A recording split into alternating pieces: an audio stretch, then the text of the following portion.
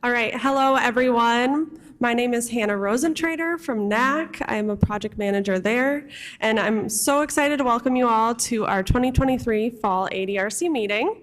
We're kicking off 2 exciting days here in San Diego and on the Hublot platform, and have an incredible lineup of speakers, panels, poster presenters, and different events for you. Today's events that are hybrid include the CTF session, which is happening later this afternoon, as well as a rec poster session. And then we also have our director's session, which will be kicking off shortly.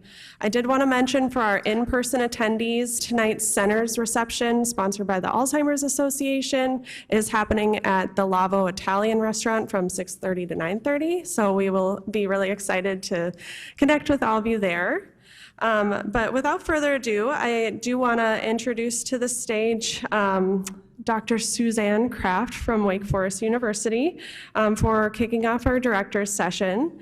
If you have any questions for any of our speakers today, there are a couple of Q&A mics in the aisle that you can walk up to, or you can enter them on the chat on Hublot and we'll voice them for you. But with that, we'll welcome Dr. Kraft to the stage. Thank you.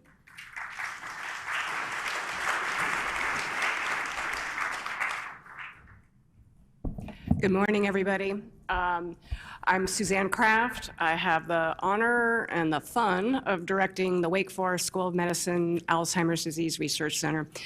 We have just a really great day planned for everybody with a very exciting panel discussion about one of the most timely topics in our field, the revised guidelines for research and clinical practice.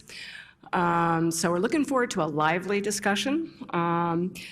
And so I want to start off by introducing our first speaker, who will be virtual, Dr. Richard Hodis, who, of course, as we all know, is the director of the National Institute on Aging of the National Institutes of Health. So, Dr. Hodis.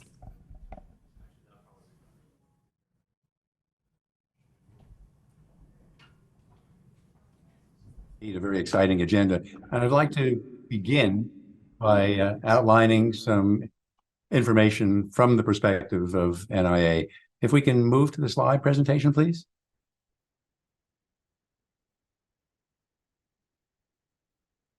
I think this is for a later part of the agenda.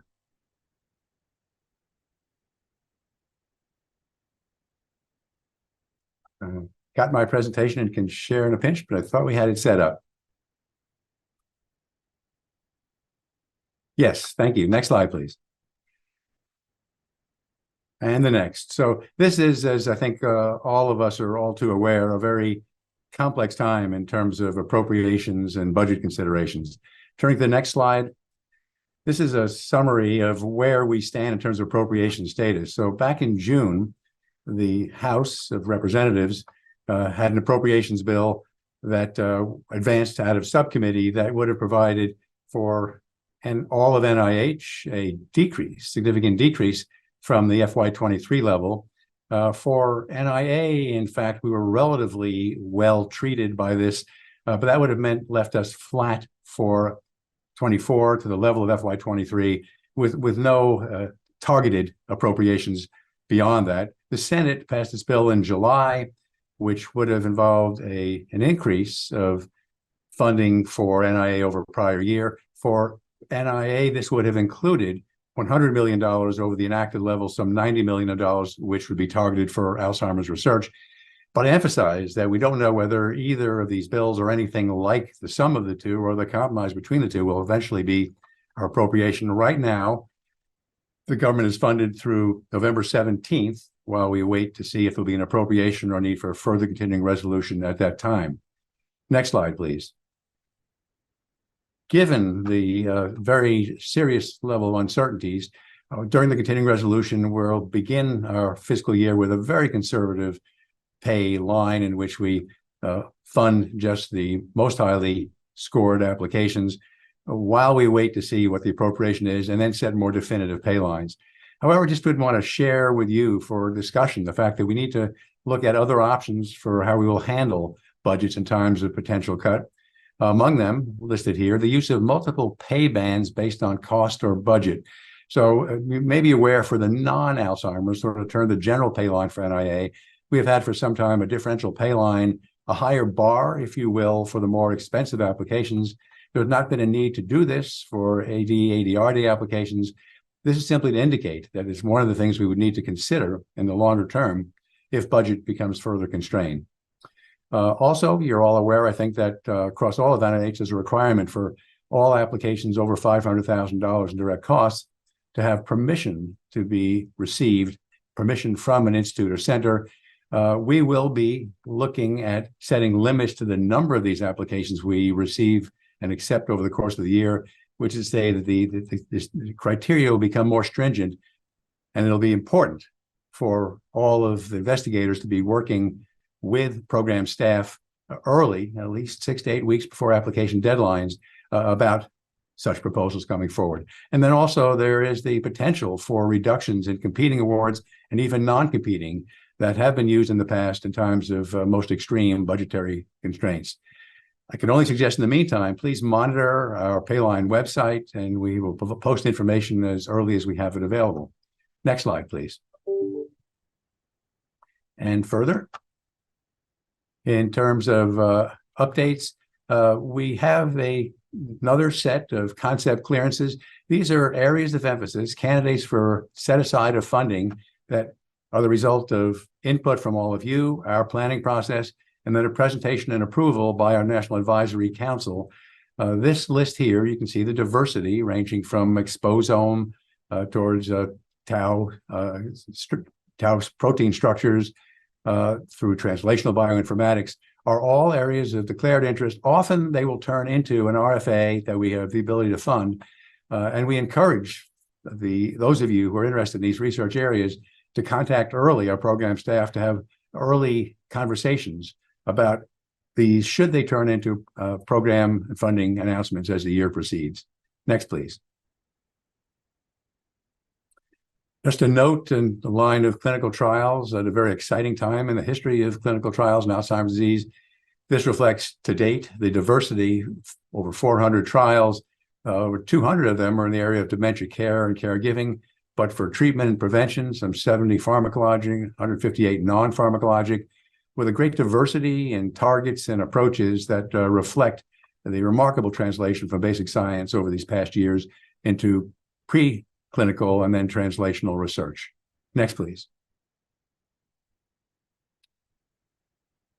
We have a couple of documents that are important and can refer you to in terms of tracking both forward planning and recent progress across NIA and the Alzheimer's-related dementias area. The professional judgment budget, as you know, mandated by Congress each year requires the NIH director to propose the amount of additional funding above current levels that are necessary to achieve the goals of the national plan by 2025, including that to develop effective treatment intervention for Alzheimer's disease.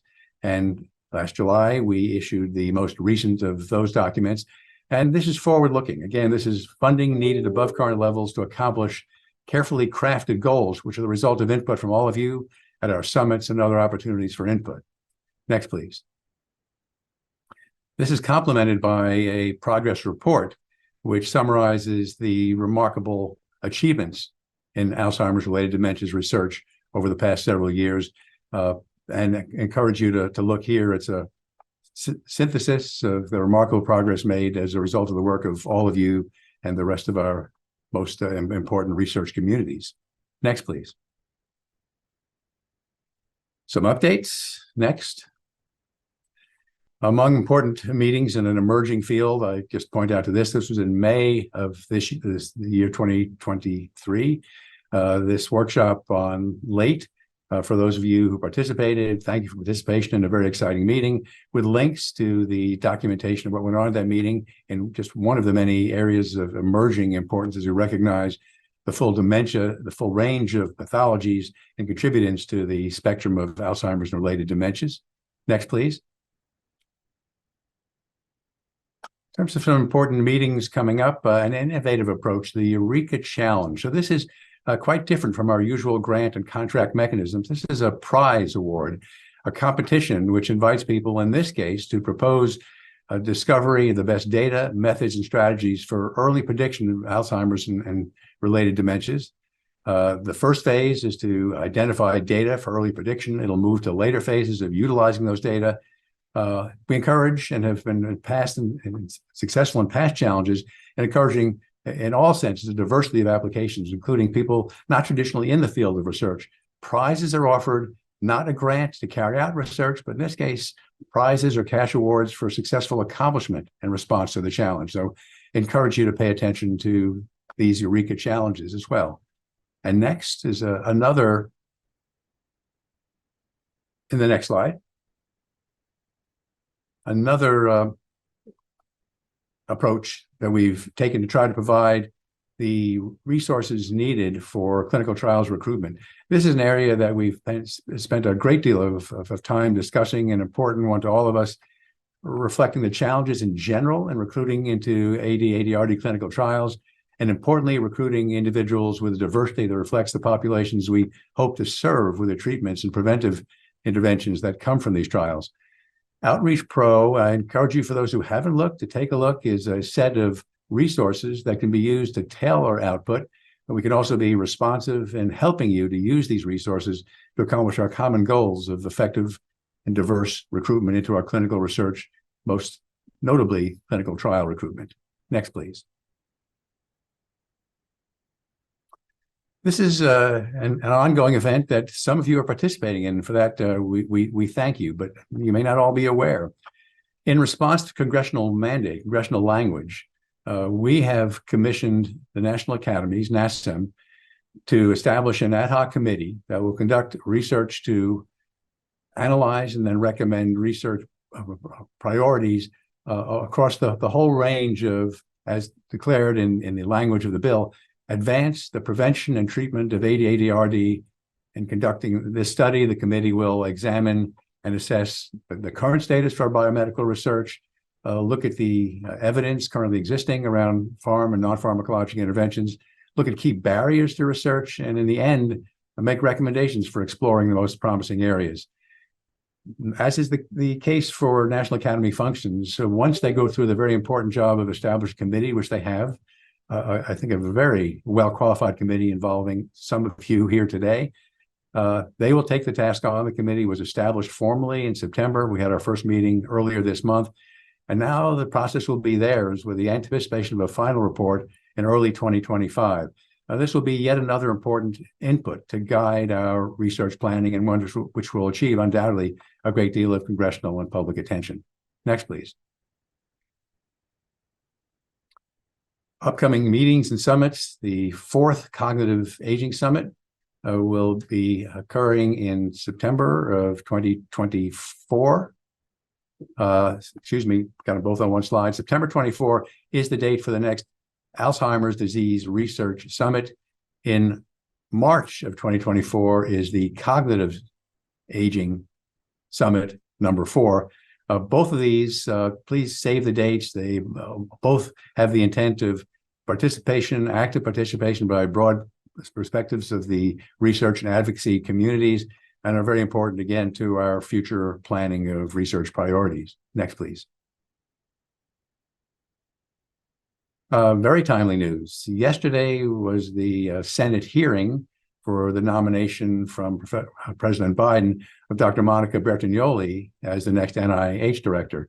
Monica's been the director of NCI since last year, and now is nominated to the position of NIH director. She's a well-accomplished, well-renowned surgical oncologist, the first woman director of NCI. She had a hearing yesterday, which went extremely well. She's, to all of us, a very impressive leader, and I think she reflected that. Over the next weeks, this will come to the floor of the Senate, a confirmation of which is anticipated and required, then before appointment by the president. So we hope in these next weeks, we will have a new NIH director. Next slide, please. Just our usual sharing with you of the sites in which we invite you to stay informed and connected with what we're doing. And the next slide.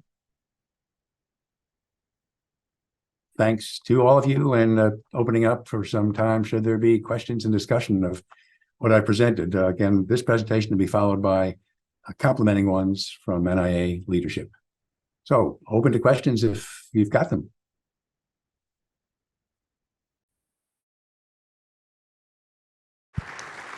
And we will save questions until the end of all NIA presentations. Thank you, Dr. Hodis. Yes, thank you.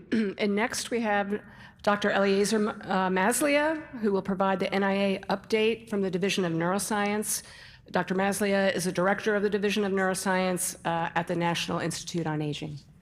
All right, good morning, everybody, and thank you very much for the introduction. It's great to see you this morning, and thank you for the robust in-person attendance. So, yeah, I mean, this last semester has been an incredibly exciting time in the field and with the ADRCs, with the tremendous progress that we have seen from basic science to biomarkers, now to having FDA-approved drugs in the market, in the clinic, which is really absolutely exciting. And thanks to all the efforts that the ADRCs and you guys are doing, and I mean, it's really important that now we're very close, or we have accomplished some of the goals of the national plan, and now we're moving into diversity, which is also very important.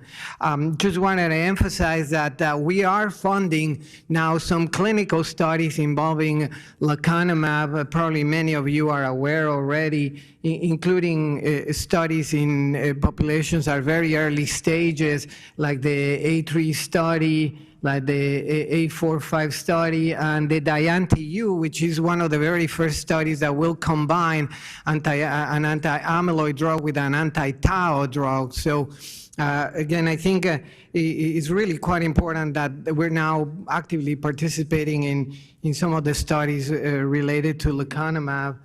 And our approach has continued to be to understand Alzheimer's disease and related dementias from a more wide perspective, including aging, genetics, and in the environment, and then taking into consideration how these are interacting, what is playing a role in neurodegeneration, in proteostasis, and how can we use for diagnosis, staging, and therapeutics. And there has been a lot of very exciting things happening in the last few months that I just wanted to let you know about. We had this remarkable workshop on the contributions of the cerebellum to cognitive and affective functions and aging. There were talks related to corticocerebellar system organization, the contributions to aging and Alzheimer's disease, evidence for no motor functions of the cerebellum, and in affective and social functioning. And what it turned out to be really interesting is that we think about the cerebellum mostly as a center involved in regulation of motor function, but now we understand that whatever the cerebellum is doing in terms of modulating motor function is also doing it in terms of modulating affective and cognitive function. It appears that most of the motor function that is modulated by the cerebellum is in the anterior aspects of the cerebellum, while the posterior aspects of the cerebellum are the ones involved in modulating cognitive function and might be affected in Alzheimer's disease.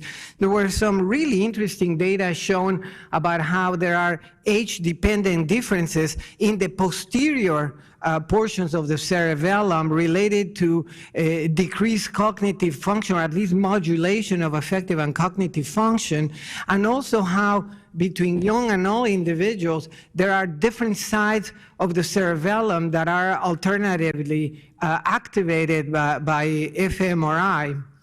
So some of the conclusions were that we needed to have better translational animal models to study the role of the cerebellum. Again, and I'm saying this because, I mean, I was collecting cerebellum for the past 30 years when I was at the ADRC at UCSD, and nobody ever asked me for a piece of cerebellum. It's like nobody cares about the cerebellum. I think we need to care about the cerebellum. That's what I'm trying to say here. So please request cerebellum, study cerebellum. We're interested.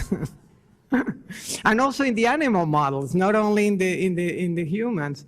That's why, I mean, the studies of cerebellum function and pathology in ADRD and in animal models with more robust neuropathological analysis, and also the need to develop some new tools and technologies for studying this type of circuitry of between the cerebellum and the neocortex regulating cognitive function. So you'll hear more from us that will be coming up from these. There was some evidence actually presented at the meeting. There is very little data, but there was some evidence presented about how the glomeruli in the granular layer of the cerebellum might be specifically affected in Alzheimer's disease. And we know that there is amyloid deposition in the molecular layer. So there is some interesting pathology.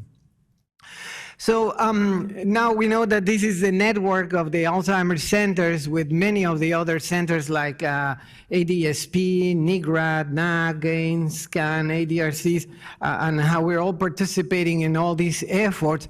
And there is other areas that we're also very excited on developing in terms of these networks.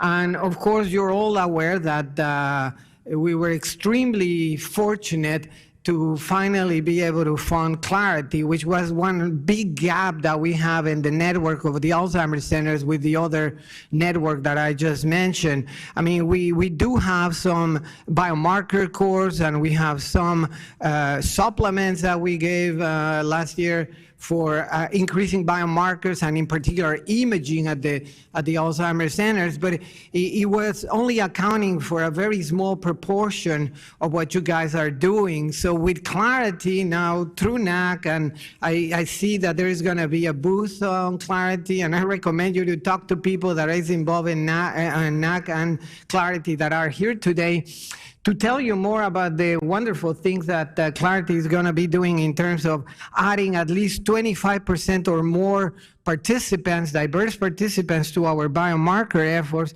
that really will include a variety of disorders. I think it's interesting to note that, sure, we have all the cohorts like ADNI, LEADS, all FTD, etc., that covers some aspects of ADRD, but the important thing about Clarity is that it's going to be including also mixed dementias and all the different dementia etiologies in terms of biomarkers across ADRCs. And of course, all these data will be made publicly available, would be shared, and I think that this is going to have a tremendous impact in the field. Now, here I just want to emphasize, for the reasons that Dr. Holt has just mentioned about the budget and the uncertainty on the future, it was quite an accomplishment to be able to get Clarity funded. We think that it's going to have a tremendous impact in the field. It's very, very important. I think in the past few years we had some hiccups because of COVID, and there was quite a bit of delay in getting things up and running, and also getting diverse populations is always difficult. But we really hope that now with Clarity, all these efforts will be accelerated, and we'll really get the ball rolling and get the tons of biomarkers done on the ADRCs and on the record, because I don't know what is going to happen in 5 years. So we need to make the best we can with what we have right now. I hope that that came up clearly.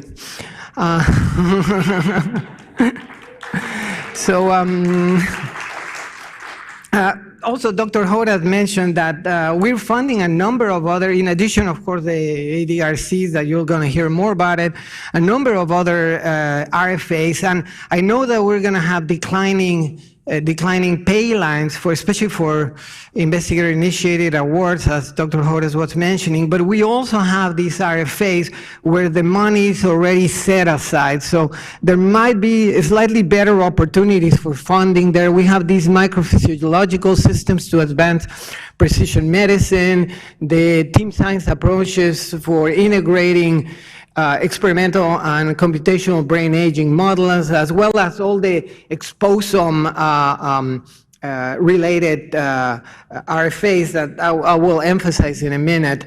In particular, related to the microphysiological systems to advance precision medicine, here the idea is to use all these new technology that has been used with all the iPSC cells to develop new in vitro model systems to do drug testing and developing new therapeutics based on precision medicine.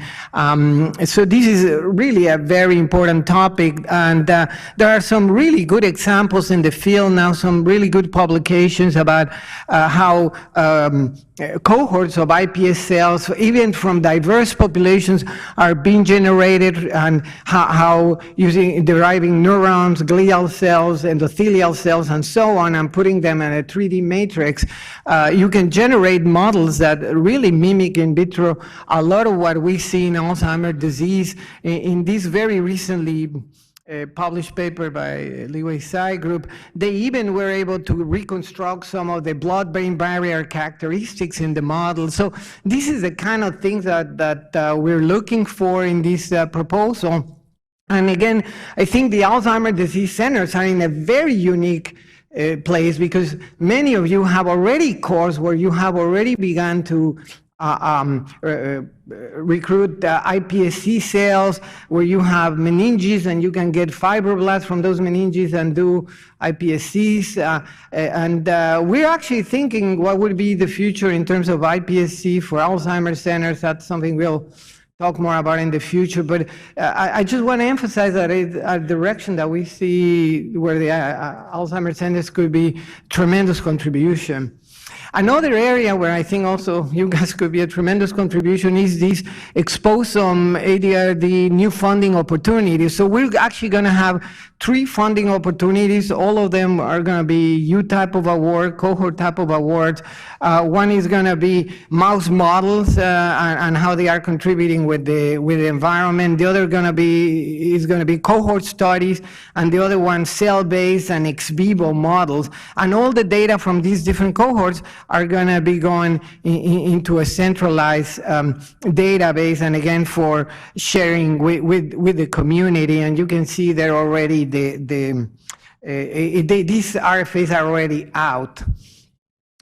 This is just one example. This is the gene-environment interaction RFA, and the idea of systematically interrogating the interactions between various aspects of the genome with the environment, including chemicals, metals, and other pollutants, doing profiling of multi-omic signatures, elucidating molecular mechanisms for these gene-environment interactions, and so on. This is just one example, but as I said, we have these consortia now of 3 of them.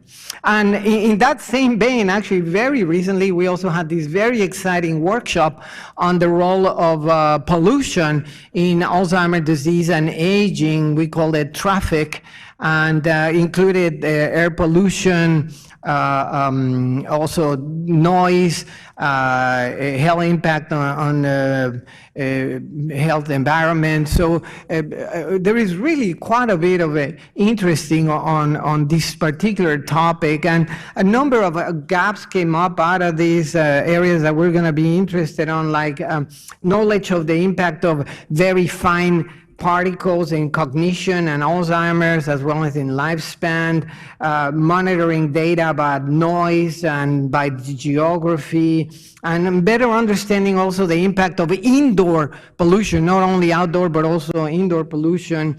Also, driving was a component here, and driving and Alzheimer's is also a very important topic. We have some programs that we're funding already, and then the built environment, knowing better these factors about neighborhood walking, evidence-based approaches to promote safe neighborhood walking, and so on. So there were a lot of very interesting topics, and again, I think more is going to come up here. And just to wrap up, just a few other things coming up. Dr. Hodas was mentioning some of them, but we now have another RFA for analytical and clinical validation of biomarkers, and this is also going to be a consortia. Artificial intelligence in preclinical drug development, and this RFA is pending, that is coming up. Also very exciting for those of you that are interested in CAR T cells and CAR M cells. We're having an RFA, the use of CAR T and CAR M cells for Alzheimer's disease. I think it's going to be really, really interesting. And In terms of clinical trials, been working really hard to develop a seamless early-stage clinical trial drug development for novel therapeutics. Lori, Akani, and Christina have been working. We also been working pretty hard with the Institute and with CSR so we can make sure that we have the best possible reviews for clinical trials grants, which is an area where we've been having some issues. And then I know that many of you, especially young people, really love the program that we have a few years ago on a small research grant program for next generation, and you guys responded very robustly. So we were able to bring this program back. Again, for all these programs we have set aside. So that gives you a little bit of better chance than what it's gonna be in the future with the pay lines. I really don't have time to talk about all the NINDS funding opportunities, but given all the interest now in immunotherapy and having lecanemab and donanemab, there has been tremendous interest on area, and there has been also we had a fantastic symposium with NINDS on area. And they put out a couple of funding opportunities, one on efficacy and safety of beta amyloid-directed antibodies, and the other ones on blood-brain barrier response to antibodies targeting beta amyloid. So the idea, again, is to bring all these different types of data, and now I'm including exposome data, iPSC data, et cetera, into the data harmonization effort and into all the data sets that we have available through the community, including NAC, NIGATS, the Indian Knowledge Portal, LONI, and so on. So these data will be available to everybody, and we can really understand what the next stages are gonna be. And I think part of this new phase is the revision of the 2018 framework that now have become what we call the NIAA revised criteria. And I want to emphasize this criteria is not, we're not using the word guidelines. And I think you're going to hear a lot of discussion in the next several hours today about this. For the diagnosis of Alzheimer's disease. This is an effort that the Alzheimer's Association has been spearheading. Our institute has been involved as well. Cliff Jack, of course, has been heading, and there is a very robust steering committee with Maria Carrillo and a very robust committee advising on this effort. And you're going to hear a lot more about this today, but I think that this brings together all the efforts that you guys have been doing and helping us moving forward into the future. And we're going to hear more also next week at CTAD probably on all these respects. And if you have any questions, I'm happy to answer them. Thank you very much.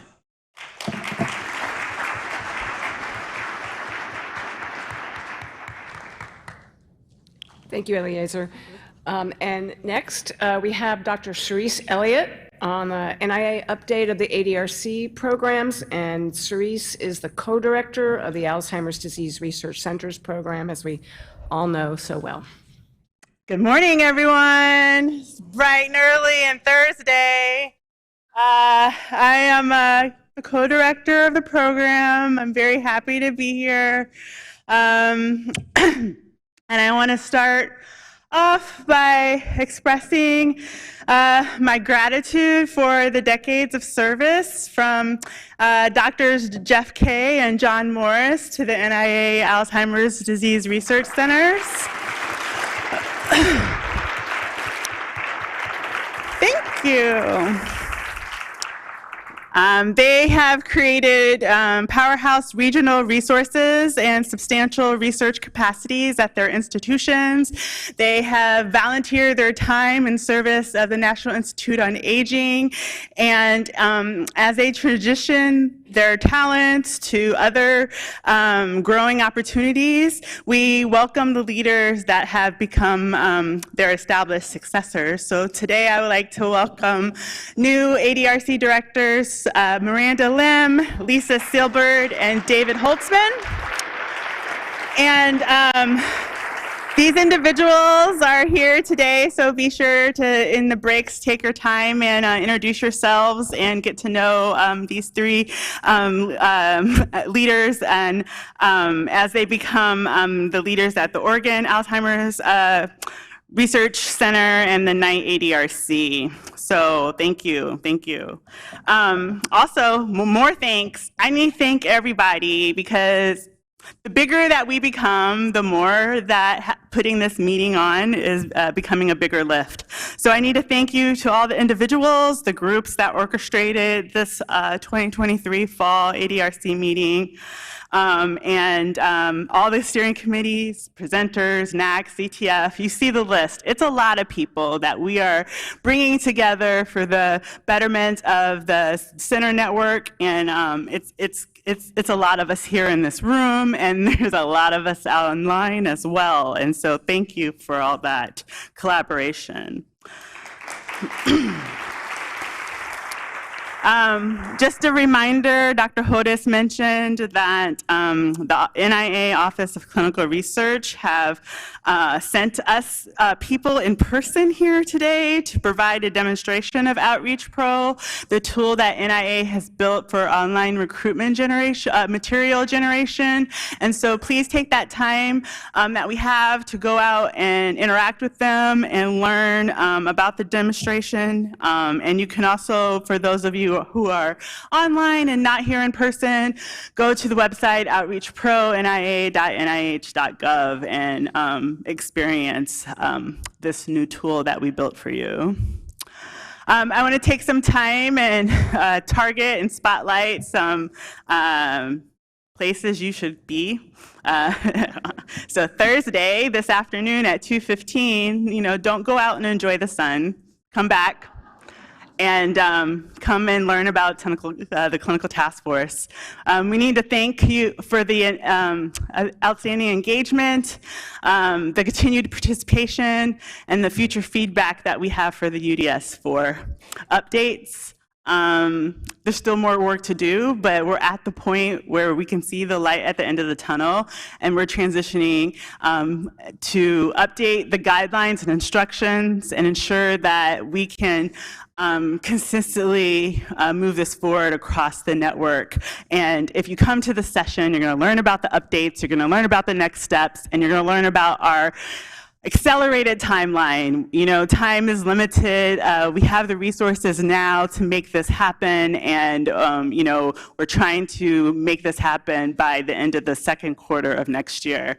So we're working, NAC is our power horse, working closely with the CTF, and they're integrating the new forms and the new data platform, and they're leveraging their new tools, and they're working with the Red Cap working group. There are a lot of people behind the scenes working to make this happen, and so we're trying to communicate to you all the things that need to be done this afternoon, so be attending. Hopefully everyone registered and they have their blue folder, and we went analog with you. There's lots of papers in here. Visit the booths. That's good, do that. Learn about recording cognition through voice. You're getting paper updates about the NAC data platform updates. We're spending this meeting a lot of recentering you and what has been going on since May of earlier this year. The other highlight I want to do is the REC, the research education component. And this evening, there's a poster session with our ice cream social, and tomorrow there's a mentorship breakfast. And I wanted to also kind of highlight the REC steering committee. They're not our newest steering committee, but they've been around maybe 3 or 4 years now. And it's only a committee of 3. And they've worked really hard over the last 3 years. They have a newsletter that they give in timely intervals to the REC leaders. They helped with a NAC New Investigator Awardee Mentorship Program. They've established a REC supporting diversity work group. They've developed a REC toolkit for all the leaders. Everyone who was part of the session last spring in poster sessions, they're coming back online on November 14th and giving virtual presentations. They completed the mock study section for last spring of 23, and they were so excited about it. They said, we're going to do it again in Texas. So there's a second mock study section being planned. And the committee has also worked with the scholars and trainees on a networking social at AIC in partnership with the Alzheimer's Association. And so this is a really important spotlight on the committee and all the work that steering committee has done to make sure that these scholars and trainees are included in this biannual meeting that we have. They really pushed hard to say that these scholars and trainees need to be here at both meetings, not just one meeting, and they've worked really hard to include them. And so please interact with all of the scholars and trainees that are here today. So thanks. Oh, because I have a summary, and this is why we like summaries. And if you see the little note, this data is compiled using your summary tables of your progress reports. And using last year's progress reports, you see that we have current support for 634 scholars and trainees, and you've also reported that you have 343 scholars and trainees that you've have trained prior to 2023. So the idea that there's almost, there's 977 scholars that have gone through this network. The idea that there, is limited workforce, I feel is a myth, and I feel that have been home growing the workforce, and it exists. And so I think that over the past 7 years of having this component has been very beneficial, even though, there's still sometimes I hear some hesitation about the education component, exactly how to make it work.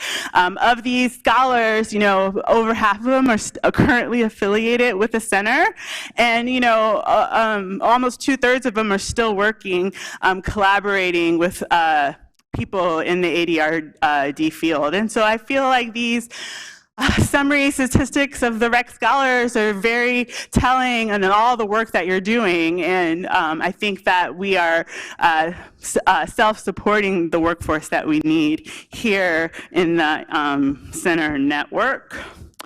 And I feel that in my REC analogy, it kind of brings me overall to all of the steering committees. I put it like a gold star at the, the REC steering committee, because that's my example committee of what I've talked to you in the past couple of slides. But the goal of the steering committees are to set goals to accomplish for the year and plan their session for the ADRC meeting. So that's like a primary goal. But there's also more utility in these steering committees and the way that you volunteer. And so each corps has their own steering committee, and we're looking, you have such an extremely important role in the center network ecosystem. And in collaboration with the coordinating center and NIA, each core committee, you're setting goals for improvements, for needs, and for opportunities. You're finding our strengths, you're defining our weaknesses. And I'm using the REC as an example committee, because this is like, if you volunteer, it's a multi-year commitment.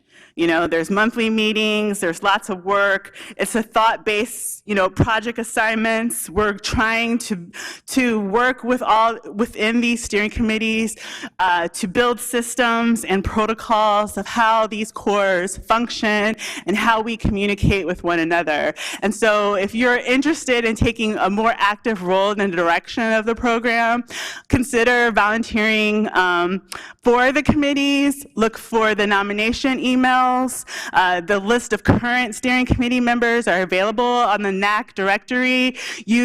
Some of the people who are on steering committees are wearing badges, so you can find them in person here, and you can ask them, hey, how is it really? And they'll give you maybe the tea, and they'll tell you how it is to work with Nina and I almost every day. So, and you see the number of committees, like we're always talking to committees, like all the time. I feel like committees are my new best friends. And in your folder right now, our newest steering committee is the biomarker steering committee.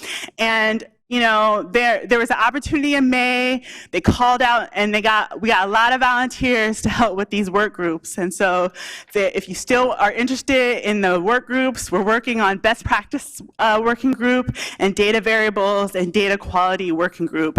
It's because what the biomarker committee is trying to work on is how do we centralize, standardize what we're doing in the biomarker so it can become part of that multimodal data set that the coordinating center is working so hard for you and that you'll learn about at 2:15 today. So that brings me, so volunteer for a steering committee. You're gonna have really fun with me. I'll make it fun. Okay, why are we here? Again, the larger we become, the harder it is for us to communicate to one another. There's lots of things going on behind the scenes, and this twice-a-year check-in is kind of our way to communicate to you as a group of how important you are to us, how you are important to the Division of Neuroscience. You see that a lot of what you generate and the cohorts that you bring in addition to the clinical core make up this larger plan of what we're planning for Alzheimer's disease. And so we're trying to bring us all together so we have friendly conversation, we get to know one another, maybe, we'll create new ideas. You get to learn about what all the steering committees are doing, and you can volunteer your time and your expertise into what we're doing. And so there's going to be lots of information shared with you today, and lots of opportunity to take in the information and figure out where we are and see how you, your staff, your team, your institution can play a role in what we're trying to do overall. And my favorite other thing, I don't know how I got on this kick, but for always, we want your asynchronous feedback. There's like a QR code in the folder. We want your feedback. There's a great survey. We've gotten lots of feedback at the prior 2 meetings, and I hope that you can visually see that the coordinating center has taken that feedback and try to make updates based on your feedback. We look at your feedback. If you're not going to tell us at the mics what you're thinking, we really need to know in writing what you're thinking. And if you don't tell us, we'll just make up what you're thinking. So don't sleep on the feedback. And if you write in the text box about, give us good written feedback, not, a couple sentences, not just phrases. But we definitely want to facilitate using those surveys, that collaboration. And the work in the steering committees, again, looking for improvements and needs and opportunities. You collaborate with people within the network. The steering committee at the imaging core started out with 7 people, and those 7 people kind of saw the needs and the weaknesses, and it, brought us to clarity. And, I told Eliezer to say it again, he might have not heard me. This is your time right now. This is the resources that you asked for to do imaging in the network. And you have these 5 to 6 years to make this happen, and the time time is now to do it. And so we're looking for intentional diversity and inclusion recruitment. We're examining the heterogeneity and the multi-etiology causes of AD. We hope, by completing this project and using these resources, we'll have better diagnosis that can improve our research and clinical outcomes. And we're increasing your local capacity and the outputs that you are leveraging in the SCAN infrastructure. And the SCAN infrastructure is something that NIA has been working on since London of 2017. It has been 7 years that we've been trying to build this imaging infrastructure for you, and we really need you to go and make this infrastructure happen. And just a clarification, and I said it last spring and I'll say it again, your Clarity participants are not the requested 24 participants in the RFA AG 24001. There's a nice little analog booklet here that was prepared. If you didn't know anything about Clarity, if this is the first time you're hearing about Clarity, there's a nice booklet here for you summarizing all of the points that I briefly kind of went through here. And there's even a booth of you go talk to people about Clarity and learn all the things. So we're trying to really ramp this up, make it happen, because it is starting now. Also, tomorrow morning, you can hear a little bit about SCAN. We're working with SCAN, the SCAN dashboards, the way they're almost available. They're coming, they're live, they're going to be immediately available following the meeting. You're going to get a demo in the morning, so come bright and early at 7:50, get your seats up front. You're going to learn about our timelines. November 23, we're going to have that data to the quick access file, and you're going to learn way more in May of 24 when the Imaging Core Steering Committee starts working and summarizing what they want to communicate to all of you. There's remaining procedural updates from SCAN team. We need to work on obtaining the images for MR and PET with standard acquisitions. I want to remind everyone that the protocols are published online, and hopefully you're sending in data that are part of the protocol and not things that aren't the protocol. The team behind the scenes have been developing new methods and working on the data flow between the SCAN labs and LONI and NAC. There's new data dictionaries, there's reconciliation methods and reports, and there's the implementation of defacing. And so these things have been happening behind the scenes. They've been extending the timelines for these SCAN dashboards that, that we're now having, but the dashboards are happening. There's going to be a way to see where your QC is. I want to remind, I have 6 points about progress reports. Use the RPPR guidelines that the administrator committee works out and write for you every year. Don't provide more information that's requested on the administrative table templates. They're templates. We're trying to centralize and standardize that information, and when you change the tables, you ruin the template and we can't get the right information. Turn it in on time. It's the first month preceding the month which the current budget period ends.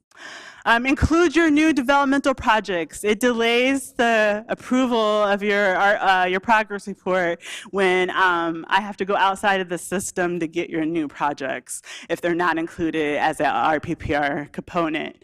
Don't forget to include the initial and final progress reports of anything that's in the middle or ending as an RPPR component.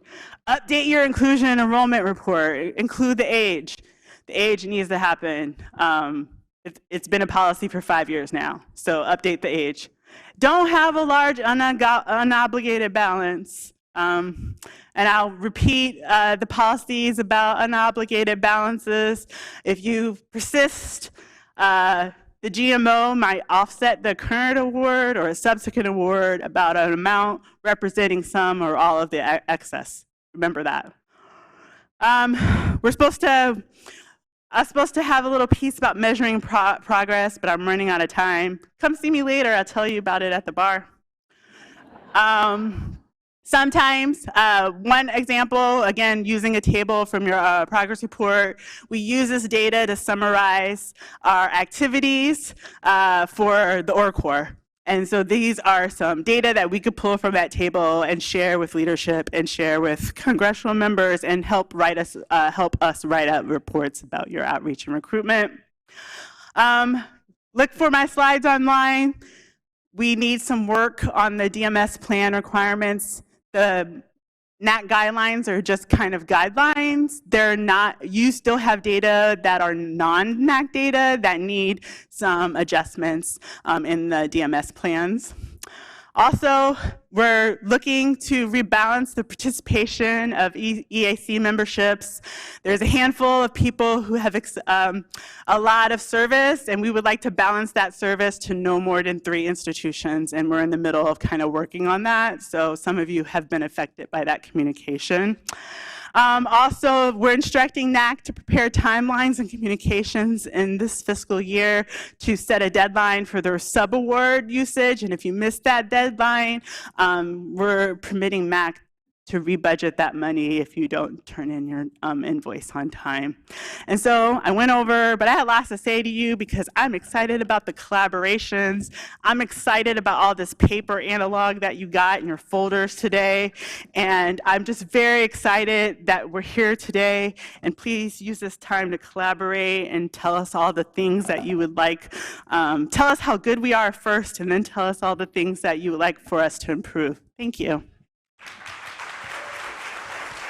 Cerise, if you want to. Thank you, Cerise. If you could just be a little livelier, I think it would help us. Okay, we are a little behind, but still, we're gonna take some time for questions for the NIA folks, because that's very important. Yeah, we'll welcome you back up on stage. Yeah, Cerise, if you wouldn't mind going back up on stage. She is there. Oh. Sorry. Suzanne, if you can hear me, this is Richard. Yes, we could see you. I just can't resist expressing how sorry I am not to be there. This reminds me of what used to be some of my favorite Saturdays when the meetings were such it was easier to attend. And it's only because of competing meetings now that I couldn't avoid. But hearing from Cerise, being a part of the excitement is fantastic. I envy you all and do my very best to track this remotely, but sorry not to be there. Most sincerely. I'm really excited that I got you excited to come back. So maybe you can come to Texas, okay?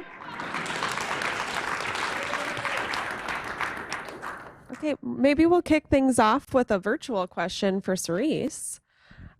This is from Brian James, who's out of Rush University ADRC. He asks, could you please let us know if the rec toolkit is available to rec leaders? Hi, Brian. Yes, it's an announcement in the newsletter that's sent out, and I think it's still in process. And I don't have my right hand Grayson to tell me, so. But she can answer your question online. I'm going to instruct her to do that. Great, thank you. The next question is for Dr. Hodes. You were talking about a conservative pay line. What does that look like at this stage? Yeah, with apologies for not even being able to state that. Just to emphasize the degrees of uncertainty, we although we have House and Senate language, we don't know where they'll come to on an appropriations budget. We don't know whether we'll be in a continuing resolution for a long period of time. There's even a term that many of you may not have ever come across before, but sequestration as yet another threat on the horizon as part of the balanced budget negotiation last summer. If we do not have an appropriation by the first of this next year of 24, there then is a consequence, which is yet a further percentage reduction across all domestic and military spending to make things potentially even worse. So we have this specter of having to plan for so many of these eventualities. We don't want to have a pay line that funds things now and gives unfair treatment then to those later in the year. So with real apologies for the fact we can't say more. Thanks. And Richard and Cerise and Eliezer, I have a big picture question that I'm not sure, I know we won't be able to answer, but those of us who've been in the field for a while recall the times when the funding was very tight, when we lost a generation of Alzheimer's researchers as young people were choosing to go into other fields.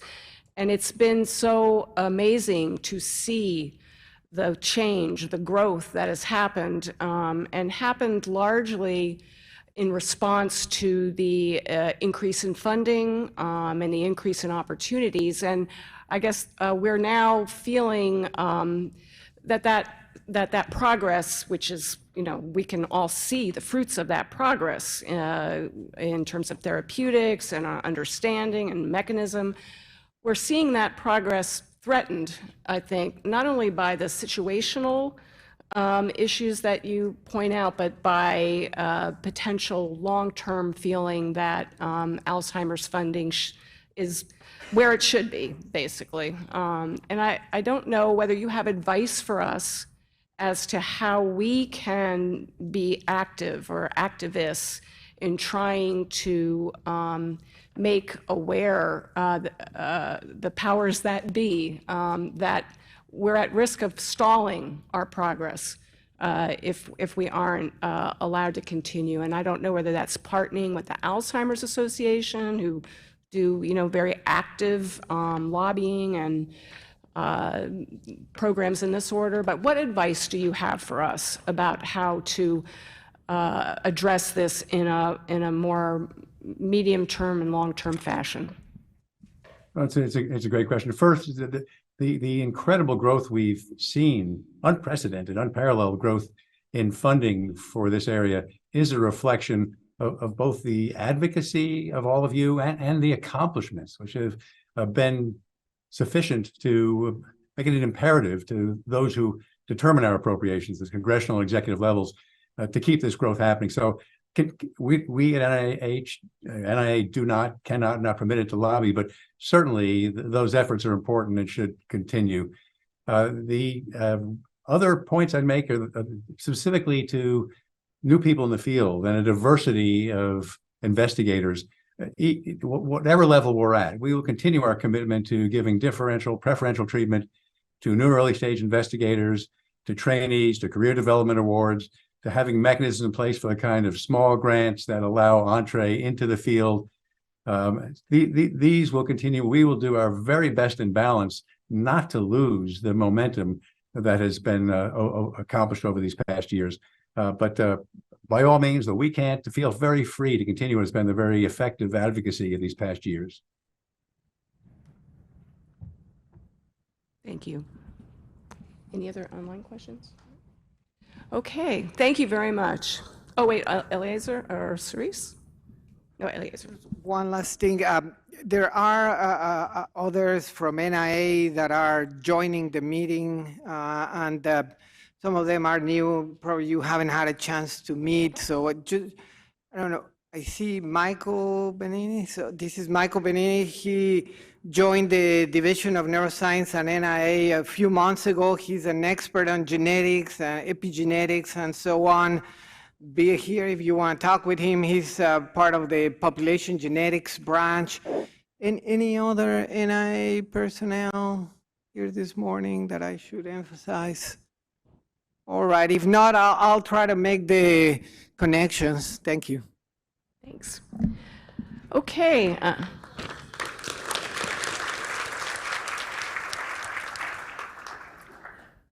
Next on our program, we have Dr. Bud Kuchel to give us the NAC update.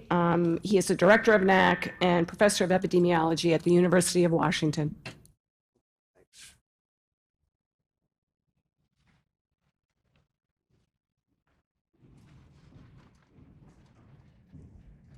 Well, good morning, everybody.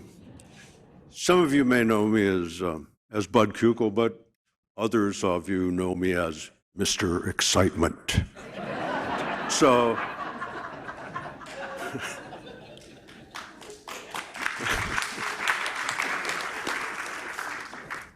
anyway, I'm here to try to. I can't follow Cerise in excitement level, but I'm going to try to say a few things. First, I'd like to really congratulate or thank my incredible NAC colleagues for putting together all of the infrastructure that has to go with this meetings, all of the pamphlets that you have and everything else. scheduling all the different talks and working with all the different subcommittees and other committees to get this whole thing pulled off.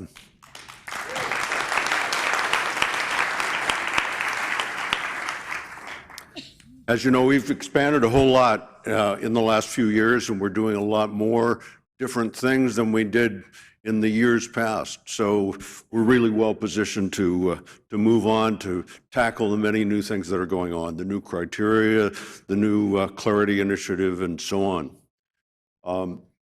We have, for the UDS since 2005 now, about 48,000 people into the UDS. Remember, it was a very kind of difficult to get UDS started. There wasn't a lot of people clamoring to first do the UDS when we actually started it. Now we have over 180,000 visits. We have 7,500 neuropathology visits from those UDS people, or not visits, I guess it's sort of a last visit, really, and about 1,100 publications from the UDS part of the data set. Okay, so we've actually increased the amount of our data requests.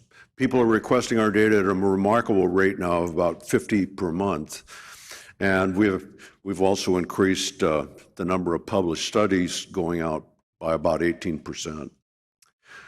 Okay, so you can do this really easy now. You can get a whole file of the entire data set if you want in just a few minutes.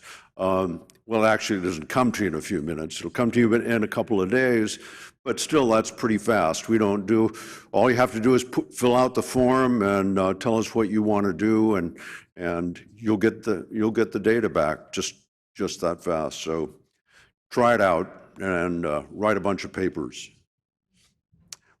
Big news on the awards.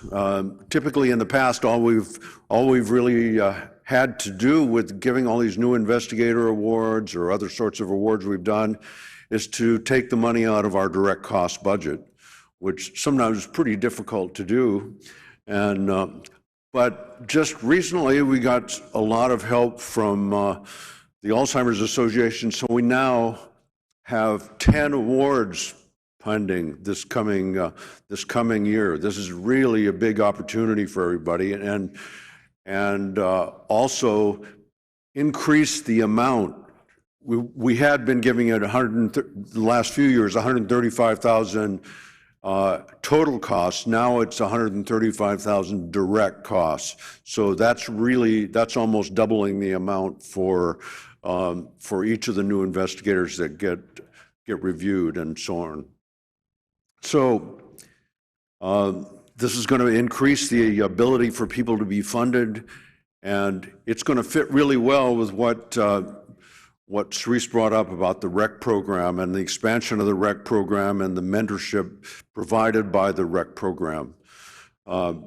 We've got some application deadlines. We've got information in your packet about the RFA and so on. I think one thing important about this that you may not have noticed, and probably should tell anyone interested in the new investigator award, that this year the letter of intent is a required event. So people have to get that letter of intent in order to apply.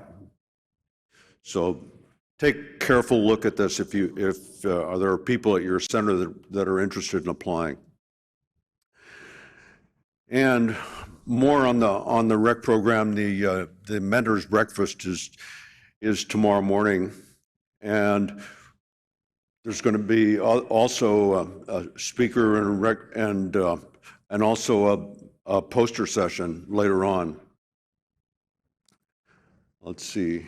Here's the poster session, and we're also providing a prize for the best ones there, and so you're all eligible to vote on the best posters for the top three presenters. So, also wanted to tell you about really big news at the NAC session tomorrow. Please come to that because we're going to talk about UDS4. What else?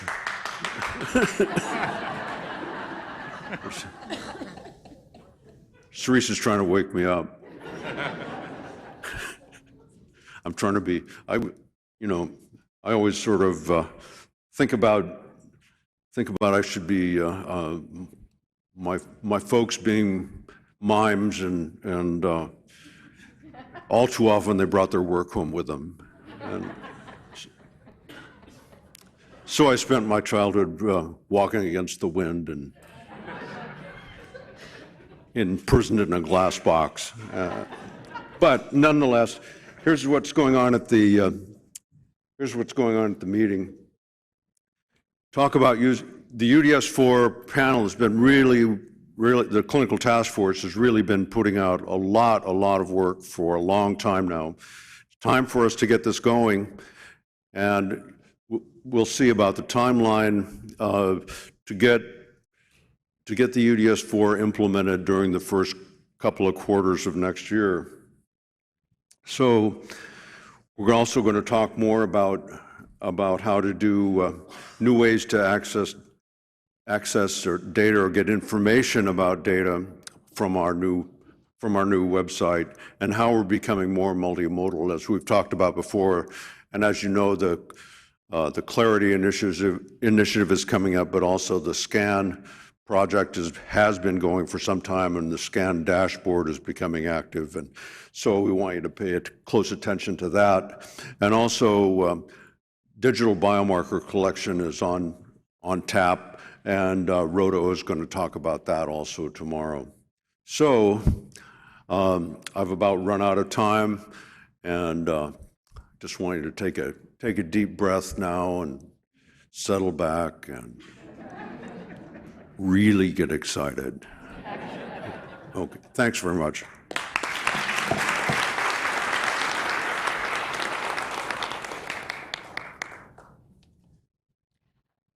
Thanks, Bud. Next, we have Dr. Tatiana Faroud of NCRAD to present the NCRAD update. She's the PI of NCRAD, which is the National Centralized Repository for Alzheimer's disease and related dementias. Thanks so much. So I guess we're all doing our alter ego. I want you all to relax, settle down. I have no intention of trying to be Cerise. Okay, so let me start by telling you something we've been waiting to hear, and I want to thank NIA for this. So we had submitted a competitive revision, and really I'm delighted to say that that was awarded. That's good news. That's good news here for this room. So what the most important thing, I think, for me to talk about today is that included funding for us to continue our biomarker assay laboratory. And that's something that I'll spend several slides to talk about, is really an important collaboration that we have with the Alzheimer's centers. This competitive revision gives us the capacity to run about 15,000 samples each year. And so we plan to really fill that capacity. The other important piece, and I want to make sure that you're all clear and that we will have additional requests, is we also requested funding to support sample banking and plasma biomarkers and studies recruiting diverse participants. And so if you have additional studies that you are submitting or planning to submit, again, focused on diverse participants. So this can be both in terms of race, ethnicity, socioeconomics. Really want to stress that we're thinking about this broadly. But when you get the slides, there's a link in there. We now have a link where you can describe to us exactly the properties of the individuals you plan to recruit, and really would like to partner with you to be able to help support that grant. So this is a follow-up to a slide that I showed in the spring. I have to think back. This is where I had a call out. I described to you the number of participants that we had at NCRAD with DNA from the Alzheimer's centers. We have 2,000 more than I showed you in the spring, so we have almost 43,000 participants. The call out that I had done was on the right, that we had quite a few people that weren't matching to their NAC ID. I want to thank, you'll remain nameless for right here, but there were several centers that we partnered with. We brought that number down by about 1,600. We've got 3,500 people that now match.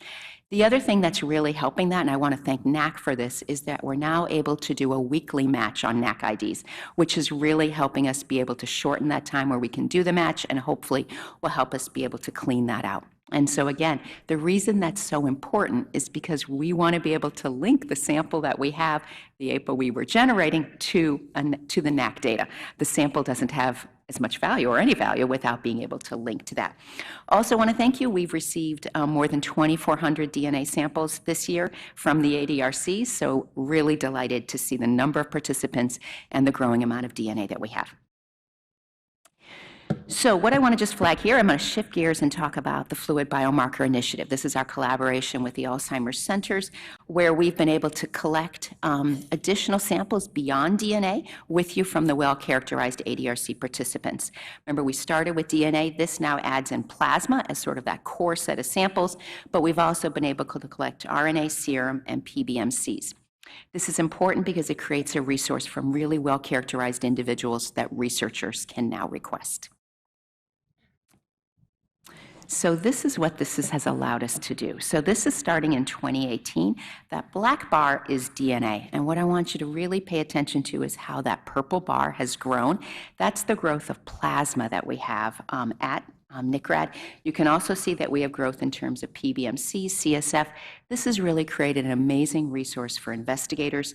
We've had 16 investigators already request samples from the ADCFB that have been approved, and over almost 9,000 unique aliquots have gone out. So this is an incredibly valuable resource that people need and want. So I'm going to take a moment. I will go slowly through this slide so that you can take a moment and look for your center. We are a very competitive group. I put this out there always as a challenge for you to think about sending more samples, because I've just told you how valuable they are. What I've done here is I've got all the centers that we're receiving, again, things beyond DNA from your center. You can look across, look at the different sample types that we have. Want to, first of all, let's sort of just take a moment. You can see that there are some sites that have sent us some historical samples, so those would be those with the 3. Really want to flag that we now have plasma from over 7,000 individuals from the ADRCs. Really pleased to see that.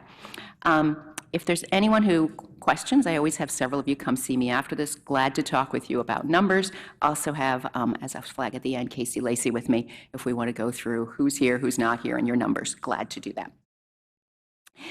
So what does this mean in terms of sort of the trajectory of growth?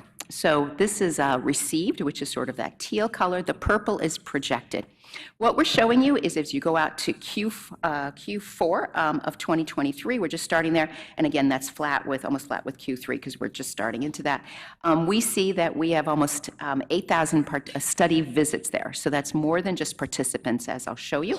And if you could look at that growth that we're predicting, it looks very much in line with what we've been seeing in terms of that trajectory. Again, really want to be able to thank you and your participants. We expect that we'll have over 14,000 visits by the end of next year with plasma with us. So what I'd like to do is just sort of walk you through what you're receiving back, and I'm going to show you the timeline and make sure everyone is seeing and has access to the data that we're generating. So we have a biomarker assay laboratory. The lab offers qualified commercially available assays. We have internal qualifications, strong QC, and lot-to-lot bridging. We've talked about this at previous meetings. Anyone wants more information and more details, don't hesitate to ask. I've also got Kristen Russ here, and I'll have her and Casey kind of wave their hands so that you can make sure you can find them at the first break if you've got questions. We have both Quanterix and Lumipulse, and again, want to stress that we are running both of those for the ADRCs, but also for non-ADRC samples as well. Glad to work with you if you'd like to include that in future grants. So let me explain what's going to be different in the fourth, what we call our fourth release, which is data that either you have or are about to have returned from NAC. So what we did after meeting with the fluid biomarker group in the spring is we made the decision that we would transition from solely a Quanterix return to also include, and you can see it in teal, Lumipulse for A-beta 40 and 42, and we're also using the ALFPath kit for p-tau 217. So just want to make sure everyone knows what we have available and what we're returning again in return for. You'll also see that we've got CSF assays that will be coming later this year as well. So I'm going to take a moment again and stop on this slide because I've talked to you about returns. and to flag that I just learned, I think this week, that I want to make sure everyone knows and has access to the data that's being returned. So we return the data in these intervals, and let me just sort of make sure you've got perspective on sort of when they've come, and again, who we know is getting it, and maybe people who should be added. So the first return, again, sitting here, you can see with the Quanterix, was, again, 1,589 participants, and as you see, also, I list you unique visits. There's some individuals where we already had longitudinal samples and were able to return longitudinal data. So that data you would have gotten probably in October of 2022. Then we had a second release. Again, you can see the numbers. That would have been probably April, May of 23. The third release, I believe you should have just recently got this, and we've already returned now data for the fourth release, again, the one I've described that's going to give you the LumiPulse for the A-betas and the p-tau 217. That should be coming imminently from NAC. The reason I'm making sure to flag you the timelines is we realize that the data and the emails about this is going to the administrators, the data core leads, and the data managers. And it's just been flagged to me that in some centers, your biomarker core doesn't realize that that data is sitting there. And so I want to flag to you that what you can do to fix that is you can either communicate within your center, or you can ask NAC to add some additional individuals to be aware that there's been a data return, because I would hate to have your fluid biomarker cores not know that there's data being returned. And I'm really sorry if that's been the case. So I want to make sure that we can correct that. Okay, so the next thing, and this is the last thing I'll cover, is the other thing that as we've been returning data is we're seeing centers say, I want to be able to analyze more than just the data from my center, because the data we return is just for your center. So eventually that's going to be done by NAC, but in the interim, we want to make sure that we can centers and investigators can obtain the broader range of data beyond just their center. So what we've done as an interim solution is we have within our, at NCRAD, within our catalogs for the ADRCs, we will be hosting the biomarker data until NAC is able to do that. So it's a little bit awkward, but we've had so many requests for this that we didn't want people to wait.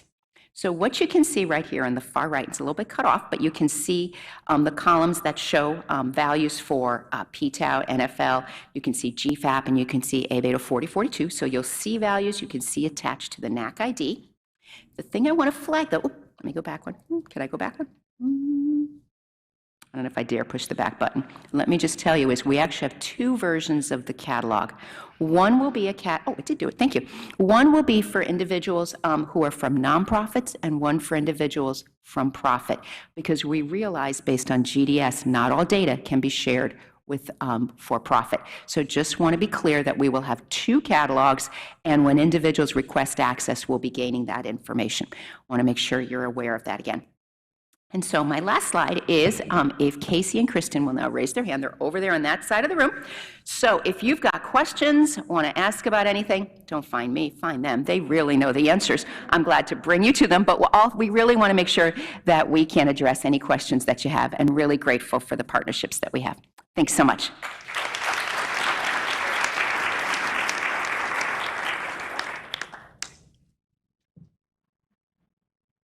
Thank you, Taviana. Then our last speaker of the morning, and then we'll have questions for the next speakers. And the other speakers is Dr. Lisan Wang, who is PI of NIGADS, the NIA Genetics of Alzheimer's Disease Data Storage Site.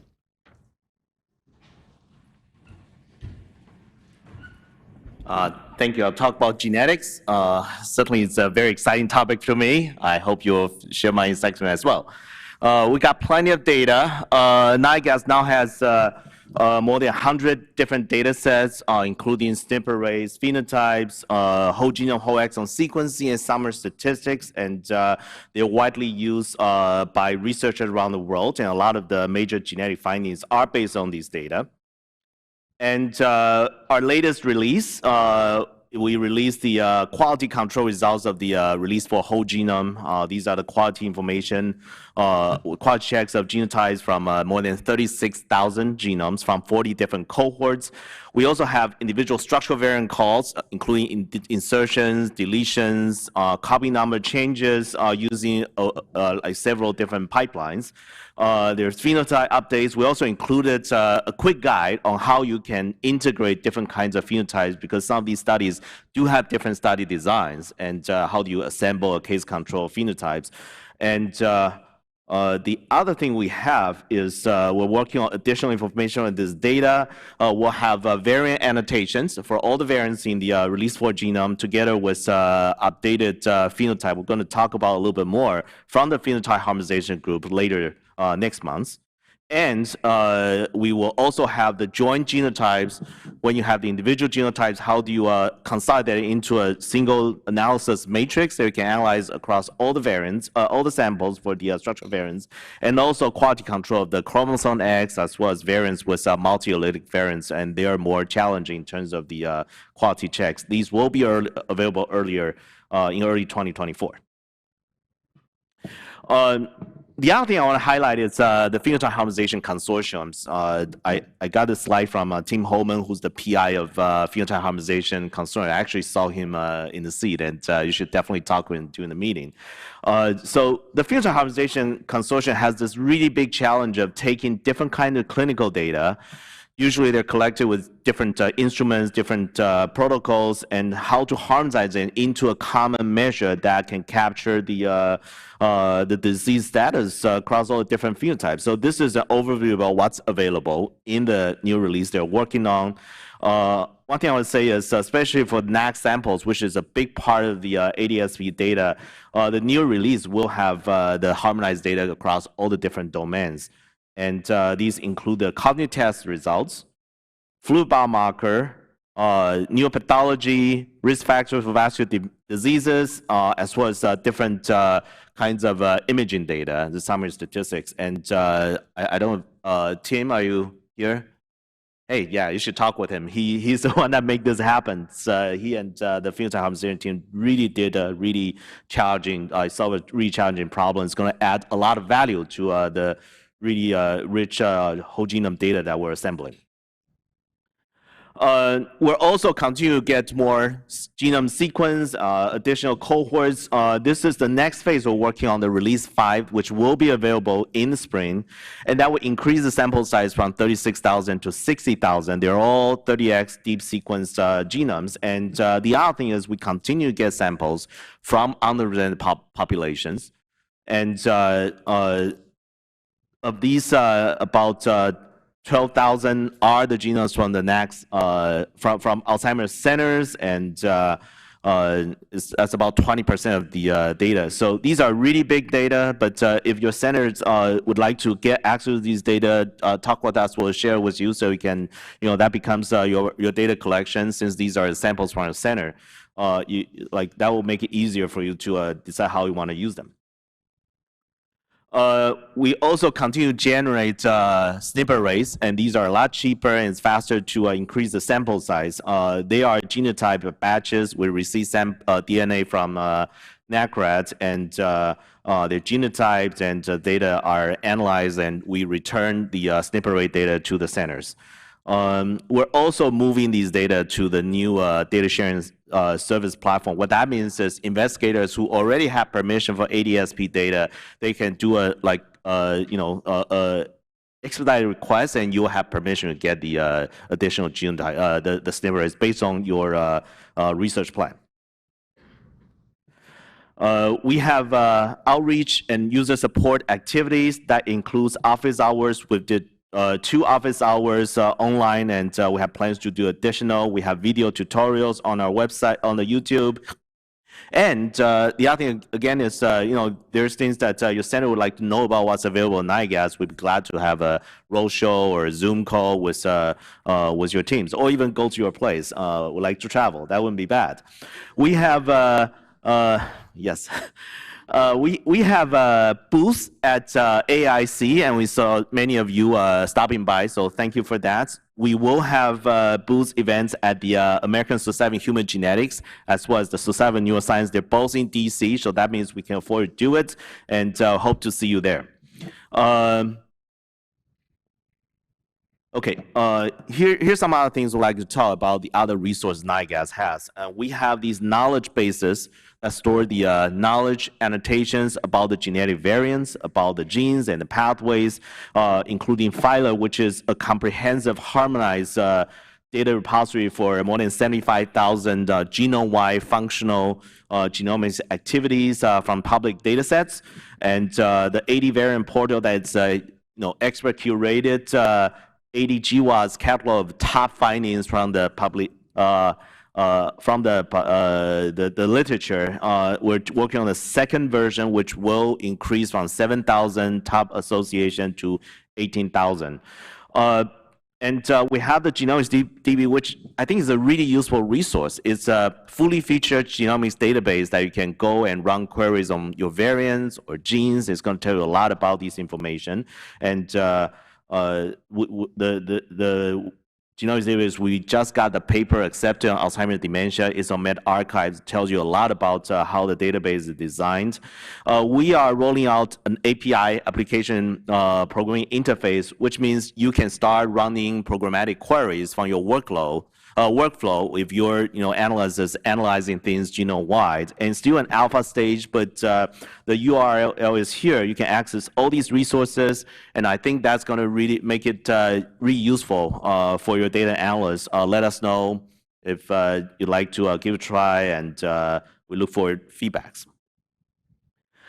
This is another feature of the NIGAS genomics database. It has this visual interface that you can look at different kind of annotation tracks, stacked on together. So you can look at your the genome-wide, the GWAS associated hits you find, and see what are the nearby functional significance, or does it have different p-values in different kind of association results.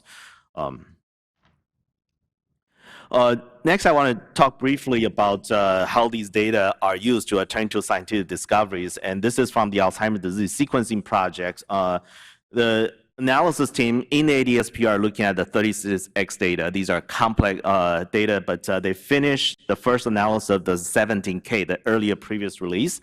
And as you can see, it has data from different populations, and the sample size is somewhat limited, but it really shows the quality and the value of these data. We still find some genome-wide significance associations, including this link RNase losses, which is very interesting, but there are additional things that we're finding, and some of these are population-specific, some of them are across populations. And the paper is under review, but we put it on the medRxiv, so you can have a look. And also the structural variant, which is, I think, is a very exciting area to look at, because this is the kind of data that you can only get from whole genome sequencing. If you look at SNP arrays, you can look at some really large range copy number variations. Even that is kind of noisy. So this really gives you a new view about the genomic variability. We have a paper that's, again, is under review. This is analysis of the 17,000 genomes doing whole structural variant calls. And we found some, the team found some really rare structural variants that are hitting non-AD related genes. But also the other thing I think is kind of, it makes a lot of sense, is there's a structural variant burden on specific pathways that are related to neuronal function. So what that means is there are genetic variations that your typical SNP analysis is not capturing, and the whole genome data really gives you a new way of looking at genetic components to variants. Again, the paper is on medRxiv under review. So, and the structural variants calls are all available on DSS. So that's my last slide. I do want to say one more thing. I have 15 seconds. I don't have slides, but I've talked with you about the Asian cohort of Alzheimer's disease. It's funded, and as U19, I really want to thank NIA for your vision and commitment to the Asian American community. And the project is only available because of the group here. Many Alzheimer's centers, as well as NAC and NACRAT, are instrumental of helping us set it up. So we also really want to see how we can work with more Alzheimer's centers to increase the how we can serve the community. So if there's a chance, I hope to talk with you if that's something you're interested in. So thank you so much.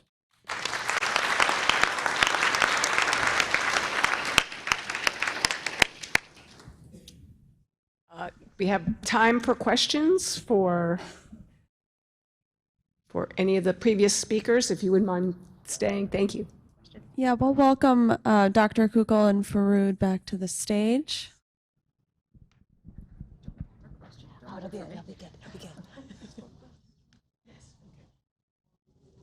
All right, so my question's for Tatiana. This is Heather Whitson at Duke. So first, I just wanted to thank you for the work that you do and for your team. Your team is fantastic to work with, so excellent customer service, and Is thank that your you. question? No, I'm joking.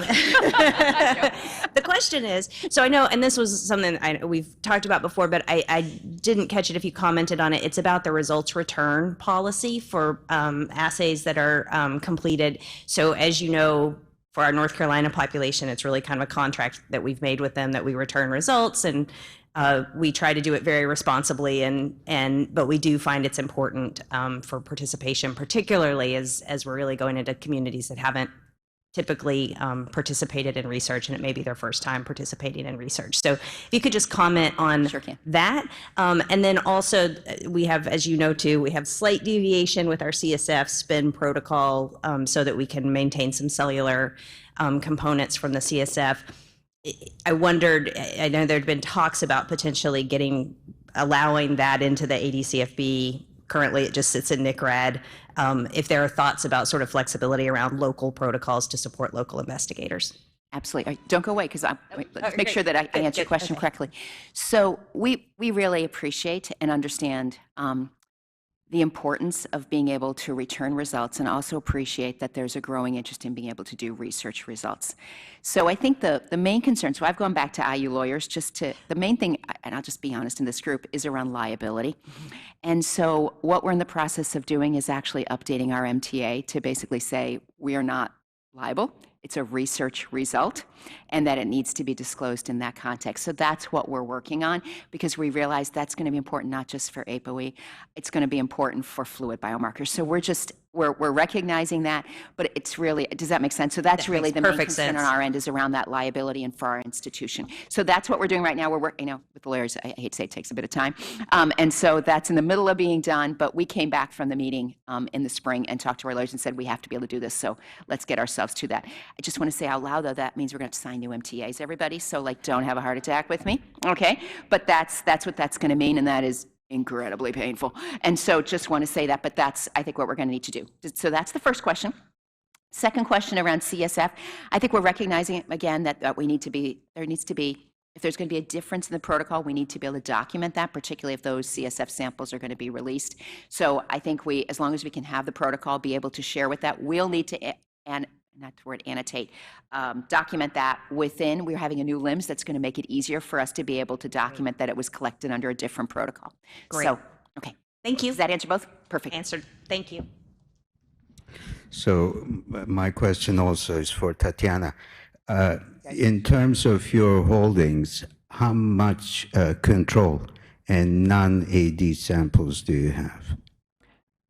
Wait, say that again. I think I'm missing the question. Yeah. I'm so sorry. Samples for plasma biomarkers coming from control, non-AD, and also from dementias other than AD. How much of that do you have in your existing data set? Okay, so sorry, I had to make sure I understood that. So of course, through NAC, we know individuals that are non-AD, and so we do receive requests from individuals who are quite interested in obtaining samples from individuals with non-AD dementias, if I could say that. So we have a BRAC, so we have the ability to distribute those. Part of the reason we're really interested in partnering in the centers is right now there's a limited number of studies that most people need to go to in order to be able to obtain plasma from non-AD dementias. So we're very interested and eager to be able to increase those numbers to create another source that people could get to that potentially, honestly, might be a little bit easier for them to get.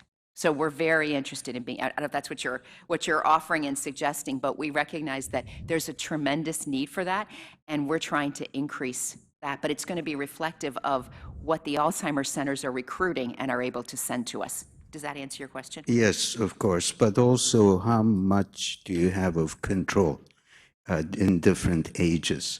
So from samples that are not cognitively impaired or have Alzheimer biomarkers. So it's a great question. I do not know that off the top of my head, but I'm looking at Casey. That's a query we can easily do. And if there are others that are interested in that, it's just matching up the samples that we have that are, again, sitting in a catalog. So we're trying to make it easy for investigators to be able to pair with the samples we have and the visit that we have, the clinical data from NAC. So I'm glad to do it, but it's also possible for an investigator to do as well. Good, thank you. No problem.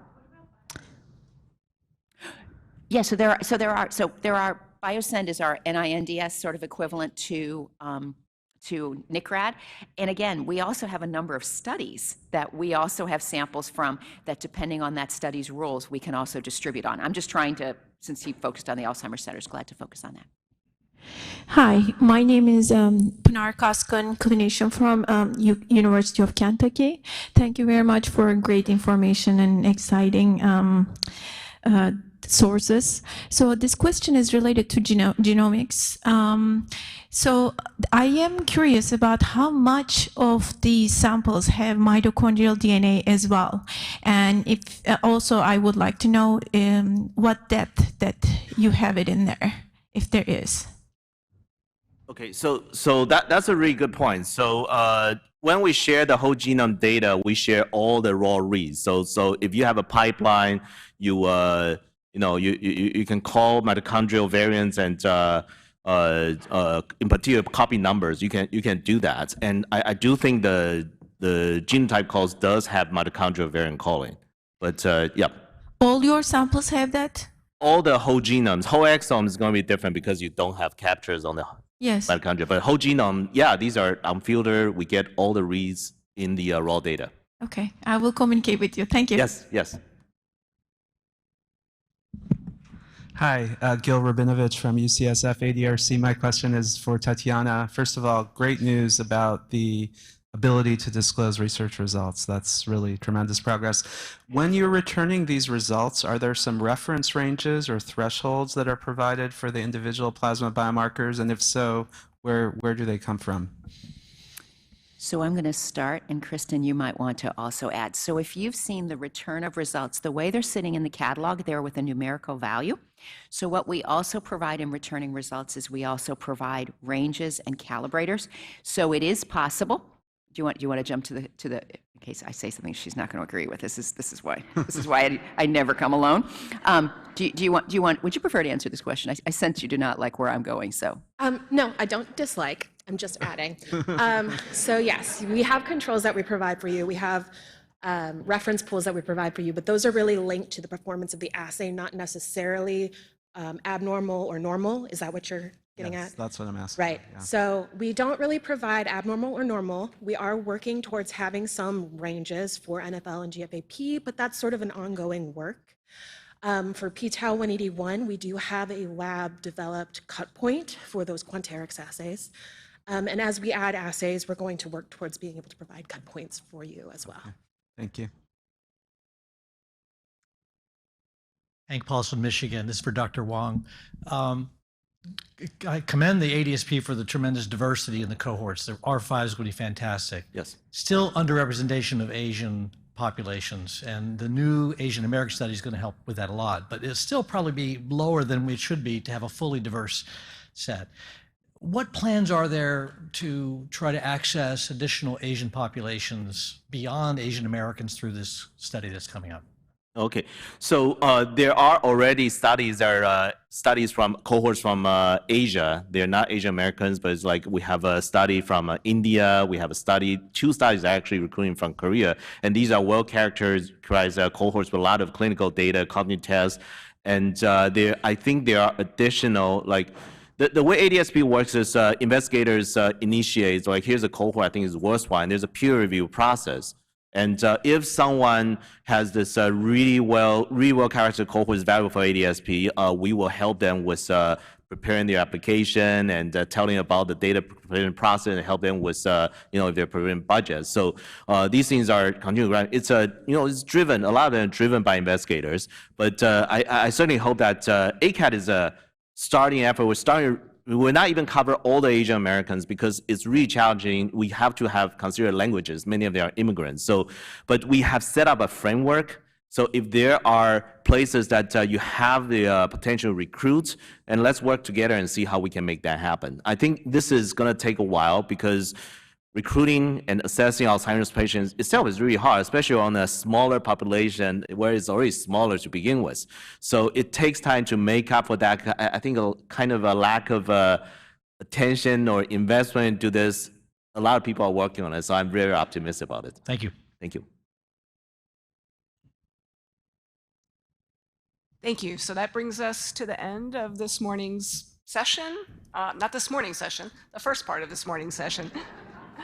And we'll convene back here at 10:20 for our panel presentation and discussion.